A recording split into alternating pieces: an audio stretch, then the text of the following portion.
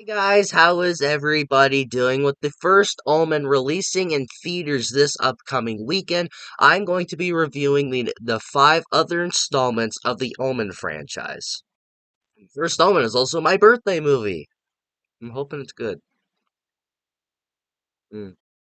Wasting no time starting off with my positives on the original Omen. When you talk about the original 1976 classic, The Omen, you cannot talk about the score. This is something you have to talk about whenever you talk about this movie, because the score of this movie is amazing.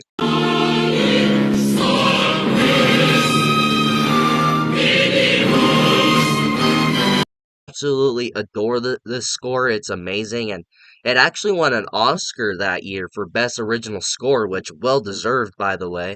And unfortunately, it was the only Oscar win that it got, which is kind of unfortunate. But hey, at least it got original score, and it was also composed by Jerry Goldsmith, which is shocking that this was his only Oscar win because he worked on like great projects like Gremlins and Star Trek and First Blood, like movies like that. It's like the scores in those movies are awesome. It's kind of upsetting to see that this is his only Oscar win, which it's a good Oscar win, and if that's his only one, that it's a good one. But excuse me, it's a shame that's his only Oscar win. But the score in this movie is absolutely haunting, and it's actually terrifying in some areas to where it's kind of like a church. It's a kind of song you would kind of expect to hear when you walk into a church, kind of. But it's also has like elements of like demons and stuff like that. That is how great the score was. It's haunting. It barely plays throughout the movie, but it does play in like certain parts of the movie, like the beginning and the end credits, and moments here and there in the film. And when the parts where it does play, it's haunting, and it's iconic, and it makes the Omen to where it kind of fits the personality of this film in a way, which is weird. And I don't usually say that about scores about films, but this is one of those instances where I feel a score shows the personality of the film. The thing about the Omen is the concept about this movie. The concept of this movie, yeah, like the score, is terrifying because basically what this film is. You get this child that you've been raising for 5 years. Then all of a sudden, on his fifth birthday, things start seeming weird. A woman hangs herself. A father comes up to you, which is a priest, comes up to you, wants to talk to you, and is saying that your son is evil and needs to be distinguished. But then you find out that your son is apparently the Antichrist. And if you do not kill your son, then hell will come onto earth and he will take over everything and the whole world will come to an end. And that alone, it's like my child that I have raised and loved for years. I've bathed him, fed him, done everything for this child for 5 years. Now all of a sudden you're going to come up to me and you're going to tell me that my son is the Antichrist, the son of the devil, which I honestly feel, even if you are particularly religious, and if you're faithful to God, if you're faithful to Christ, you wouldn't be able to do that yourself. For a child that you've raised for 5 years, and now you're being told that you need to kill him because he's going to bring hell onto earth, and now you have to kill him. I believe if even if you are faithful to religion, you could not do that yourself. You could not kill this child that you've raised for 5 years. I would refuse to believe that. And throughout this movie, they do that. It's like Gregory Peck's character. He refuses to believe that. He refuses to kill a child until he finds out the truth, and he has to kill him. The concept of this movie is terrifying. And for someone who has sisters, four of them, ugh, who I love dearly, obviously, and if I was told that they were the Antichrist and they will bring hell onto earth and I would have to kill them. For any parent and for any older sibling that has like really young siblings, like 6-year-olds, as those are the ages of my sisters, and if I was told I have to kill them because they're going to bring hell on earth, I would refuse to believe it, and I would have a very difficult time trying to process it and trying to do it because that is something I wouldn't be able to do because that is why I love The Omen, is because it gives you this concept. It's like, well, you know he's the son of the devil. It shouldn't be hard to kill him, but you've loved him and raised him for 5 years. Like, you're just gonna go ahead and kill him now? That's gonna be something really that's gonna be something really hard to do. Going along with terrifying still is the character of Mrs. Baylock. This is a character, the second she comes into a room, you know there's something wrong with this lady. You know the second that she starts talking that this lady is fucking nuts because throughout this entire movie, like she just basically shows up out of nowhere where even Gregory Peck and his wife's character, they don't know who even like called her. Like the wife asked Gregory Peck, "Where did you find her?" And Gregory Peck's like, "Well, I thought you found her." And then this whole movie, you're like, where did this bitch come from? Like, she just shows up out of nowhere and she wants to take care of Damien. And then she's acting weird to where Damien's parents want him to go to church, but she's like, oh, that shouldn't be, a young child shouldn't be going to church. He should be going to the park. And she's like bringing in this dog out of nowhere to protect Damien, and Damien loves it. It's like she's doing all of this crazy, weird bullshit throughout this entire movie, but she's also creepy, and she's like, and the audience, you watch it, it's like, there's something wrong with that lady, get her out of here, kill her immediately. Like, the second she just walks to a room, the second she just opens her mouth, you just know there's something wrong with that lady, and you know there's something weird going on with that character. And I love the character, she's creepy, every time she's on screen, you can just feel this weird, tense feeling in your chest, kinda, in a way, for me personally, but that's what I felt watching this movie. But yeah, the character of Mrs. Baylock, she's a great character. She's a creepy character. I don't know what the role she's supposed to play, but I'm assuming that she's there to save Damien or protect Damien until he's old enough to become the Antichrist fully. But we don't really get an answer for that in this movie. But yeah, she's a great character. She's a very interesting character, and she's a very creepy character thing that's interesting about this movie that a lot of people seem to grasp towards, where when you think of the Omen, if you go up to anybody that's a fan of this movie, even just horror fans, you could go up to them and be like, "What's the first thing you think about of the Omen?" And they'll say, Damien. Damien is basically the face of creepy kids. He's probably on my flag over there.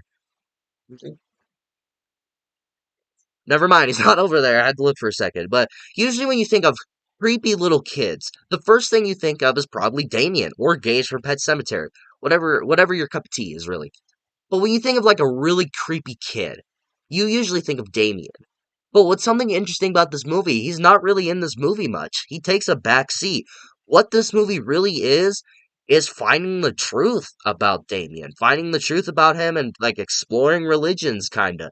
But he takes a back seat because he's not just this kid that holds a knife and kills you like Gage does in Pet Cemetery, like I just talked about. But this is more of a character to where he doesn't really do it himself. Just whenever he's around somebody, or whenever he seems to be around, something bad happens. Like when the nanny hangs herself, or when the one guy gets his head cut off in one part of this movie. Like all these things, like bad things happen when he seems to be around them. Like he's not killing people with knives. He's that people just die when he's around them, and he takes a back seat in this movie to where he's not the main focus of the film either. That's why I like this movie, because when you think of creepy kids, you usually think of Damien, but he's barely in this movie because this movie is more exploring on what Damien is and if he really is the Antichrist. And when people do die, it's only when he's around. It's like stuff like that. That is why The Omen is such a great film, and why it keeps you interested, because people love this movie because of Damien. But really they love it's because they're exploring him, and this movie's trying to figure out, what is Damien? Is he the Antichrist? Is he only a 5-year-old? Was this priest just crazy? That is why I love this movie. Damien is not the main focus of this film. It's more figuring out what he is. That is going along with that. What I love about this movie, and it makes you think about this movie. Like as an audience, sure, maybe Damien is the Antichrist, but when you watch it more than once, you know the answer. But the first time you watch it, it's like, is he the Antichrist? Like, is he the son of the devil? Does he actually get these people killed? Like, you don't know. This movie makes you question it, and then when people die, like the nanny hanging herself, the guy getting his head cut off, or the mom falling off the stairwell and breaking her bones, and killing the unborn baby, as the father would say. Like, this father has been saying that he is the Antichrist. You need to abort your child, or he will kill your son will kill him, and he'll kill your wife it will bring hell upon earth. Like, all this stuff you're hearing, you're meant to be believing it. You're supposed to believe in this man. But as you're watching it, it's like, this is a 5-year-old child. And now at this point, you're telling me he is supposed to bring hell on earth? You don't believe that. But as an audience, you're thinking, like, what if he is? Like, this movie really makes you question things in this movie. It makes you just really think about it. And a lot of movies don't really get away with that, to where when you're watching the movie, and then when you're watching the movie, and then you really find out the end that Damien is the son of the devil, and it's like, whoa.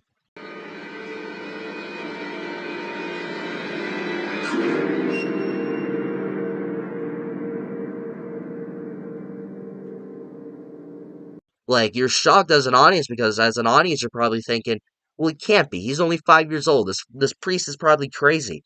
That is why I love this movie. It truly makes you think about it. It makes you think if he really truly is the son of the devil, and that's why I love this film. I really like the points of this movie about, like, foreshadowing, where we all know about foreshadowing. We all do. We all know about that, but and like horror movies, it's usually like, oh, you need it's. I'm gonna compare this to Leprechaun, because this is the film that I really think about when it comes to foreshadowing. Like in the film in the Leprechaun, where they have this truck and they're trying to start it, but sometimes it won't start, and you have to get out and to fix the cables a little bit so it can start again. But then later on, when the Leprechaun starts coming around, you know that's gonna come back and bite them in the ass. That is foreshadowing. But in this film, they do it in a better way. You get this guy who's a photographer. He takes pictures of people, but as he uh makes them at like old school way back in the 70s, he would put them in he would go in a red room and he would make the pictures. And but when he takes out the pictures, he sees a weird line on those pictures. For the father, in instance, a weird line going down right here by his collarbone. But then when the photographer takes a picture of himself, there's a line going through his neck. And as an audience, you're like, what could that mean? What does that implicate? What does that really mean? But when those people die, those pictures showed how they died. Father showing a weird line going through his neck. A giant pole goes through his neck and kills him. And for the guy with the photographer, the line through his neck, he gets his head cut off in one scene.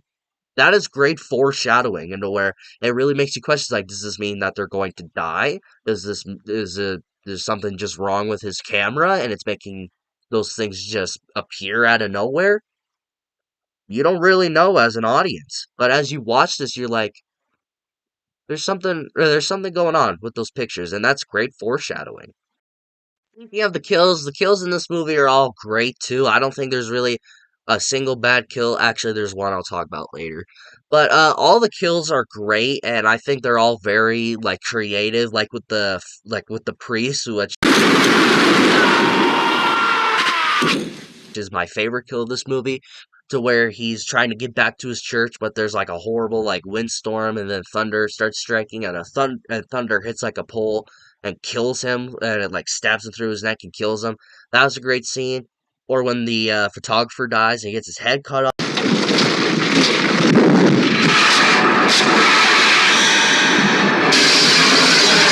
off, stuff like that. And I've talked about the nanny numerous times, where she hangs herself. That's probably the most iconic kill of this franchise. Look at me, Damien.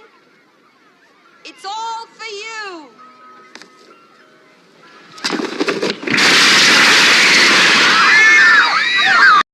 But yeah, all these kills are so creative, they're so unique, and they're also ones I'm like make you question it. Like they foreshadow like the priest and the photographer guy, but some of these they just kind of just happen out of nowhere when Damien seems to be around. Like stuff like that. Like the kills, they're great. I absolutely love every single one of them. They're all creative except for one, which I'll get to. But yeah, I think the kills are all great. They're all creative. They're all different, and there's some kills that you've never really seen in a horror film, and I would say.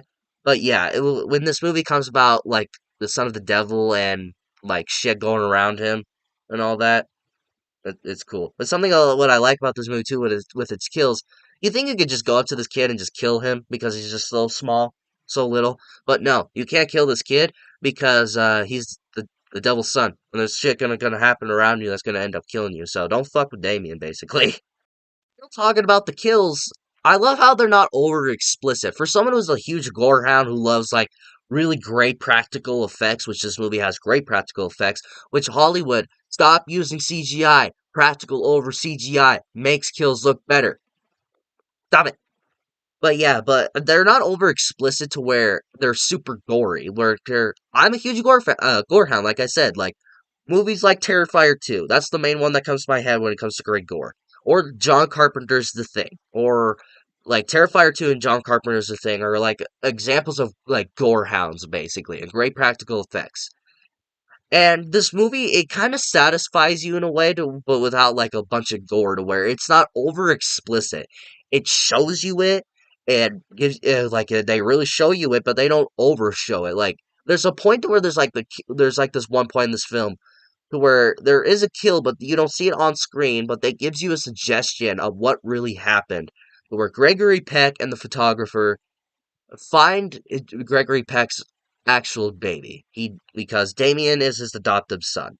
Because his actual son or actual daughter, I'm pretty sure it was his son, had died after birth. It cried once, it cried twice, but then it didn't breathe again, as I say in the beginning of the movie. And they don't know how it died. But then later on in this movie, when they go out and find this priest that gave Gregory Peck Damien, and then they go out and they look into this coffin to where his unborn baby, or born baby, that only lived for like a minute, had died, where they put his body, and all you see is this little circle in its skull, and it's not over explicit. They only show you it like a quick glimpse, and as an audience, you just picture what's going on. It's like someone hitting it over with a hammer, someone doing like something despicable and horrible, but it like makes you like envision that. And to where it doesn't really show you it, it makes you envision it, and to where it makes you like, ugh, it's like horrible. That is how like I love how it's not over explicit with its kills.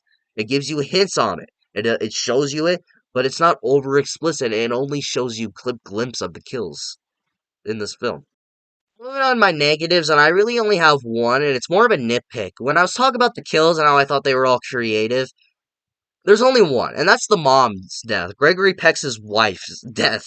Her death is so dumb, and it makes me upset the way she dies, because basically the way she dies, Gregory Peck finally finds out that his son truly is the Antichrist, Damien, and it really is the son of the devil.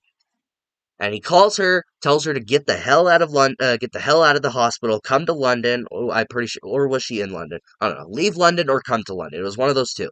She's getting on a shirt. It's like a clear white shirt, kind of like this, but you could see her eyes through it as she's putting it on. But then Mrs. Baylock comes in to kill her. All you see is this from her eyes. And she's just standing there wide-eyed, and it's like really, like the camera work there is also pretty stupid to where it's only zoomed in on both of their eyes. She does not scream, she does not do nothing. All you see is her eyes like this, like freaked out, like wide-eyed, not knowing what to do. And Mrs. Baylock is slowly walking over to her before she kills her, and then she's thrown out the window. It's like, you just stood there, wide-eyed, like, scream, run away, throw something at her, fucking do something. Like, don't just stand there. Again, it's more nitpicking, but that death it was so stupid. It's like, fucking run, do something, stop staring at her, scream for fuck's sake. All in all, guys, The Omen is one of my favorite horror movies of all time. It's an absolute classic for a reason. It's one of the most terrifying movies ever made, if you ask me, with its concept and the score. It's a masterpiece of a film. I absolutely love this movie, and it's a shame that we got to see a franchise out of it, because I honestly feel this should have been a one and done. But the Omen, it's such an iconic film. It's such a great film. If you have not seen The Omen, I have no idea what the hell you're doing with your time. So you need to see this film if you haven't already. What do you guys think about The Omen? Have you seen it? What do you think about it? Do you like this movie? Do you not like this movie? Do you prefer one of the sequels? Let me know in the comments below, and we shall talk about it. And if you like this video, like it. If you'd love to subscribe, hit the bell notification so you will get notified for all my latest videos, and for all my and all the rest of the Omen review series that I have planned. And until my next video, I'll see you all next time.